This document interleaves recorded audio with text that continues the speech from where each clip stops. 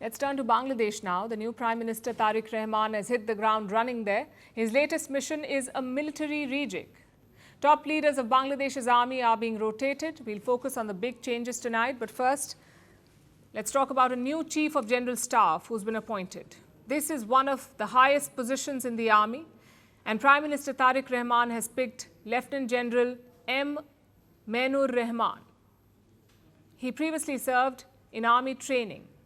Secondly, Bangladesh has recalled its defense advisor at the embassy in New Delhi. That's Brigadier General Hafizur Rahman. He's been promoted to the rank of Major General. He will take charge of an infantry division in Bangladesh. The third change is at military intelligence. Principal Staff Officer Lieutenant General Kamrul Hassan will switch to the role of an ambassador. His previous position will be taken by Lieutenant General Mir Mushfiqur Rahman, an officer who's just been promoted. Now the question is, what has triggered this rejig? There are two main factors. One, the army has always been a powerful force in Bangladesh. They have ruled the country for nearly 15 years, so any government has to keep the military in check. They cannot let any officer accumulate too much power. That's one point. Secondly, a lot of the military brass was appointed by Sheikh Hasina. She also maintained a tight control over the army. She appointed her loyalists to top positions. Maybe that's why Tarique Rahman is changing things up. Maybe he wants new officers in places of power. Whatever the reasoning, the message is quite clear. This new government means business. It has a brute majority in parliament and it plans to use it. At least Tarique Rahman has a mandate. Former interim leader Mohammad Yunus did not have a mandate, and he did a lot more without a mandate.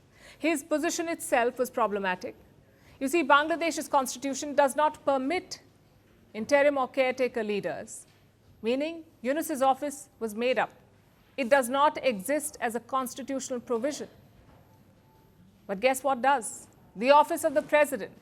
And yet Yunus tried to undermine it. Bangladesh's president, Mohammad Shahabuddin, has spoken out. He paints a worrying picture of Yunus's rule. No consultation, no protocols, and no cooperation. The president gives the example of foreign visits. Bangladesh's constitution requires the president to be briefed on such visits. Mohammad Yunus undertook around 14 trips since 2024, 14 foreign trips, and each time there was no briefing. The Constitution says that the chief advisor has to brief me after every foreign trip.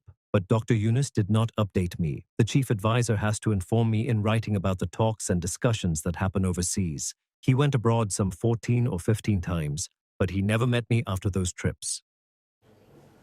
What's more, he actively tried to undermine the presidency. Yunus tried to undermine the presidency. Shahabuddin got invites from Qatar and Kosovo, but Yunus unilaterally rejected them. He told both countries that the president was too busy to visit. Apparently, the idea was to erase his office. The president's press team was downsized. His photographs were taken down from embassies, and his public appearances were curbed. There were attempts to remove me from the presidential post under pressure from certain leaders of the mass uprising. They did not want my name to appear anywhere. They tried to keep me in darkness so that people would not know or recognize me. Of course, this is just one side of the story. We haven't heard what Mohammad Yunus has to say. Since stepping down, Yunus has returned to his old work. He's back at the Yunus Center, which is a think tank / NGO. He will soon go back to the global speaking circuits. He will hawk his experience as a former interim ruler. It's all very unfortunate, frankly.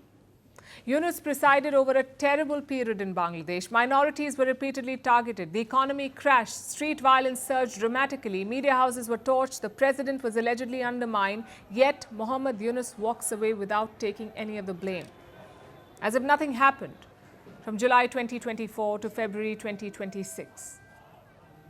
We do hope there's a proper dissection of his interim rule as well. Bangladeshis have judged Sheikh Hasina. They've judged even their founder, Sheikh Mujibur Rahman. Surely Mohammad Yunus must answer too.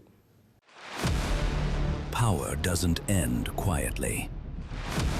Some deaths are not accidents. They are messages. A gunshot. A crowd. A country frozen. The killer disappears. The questions don't. This is not just about who died. It's about what followed. Governments fell. Armies moved. History rewrote itself. 5 leaders. 5 moments. One pattern. The assassination.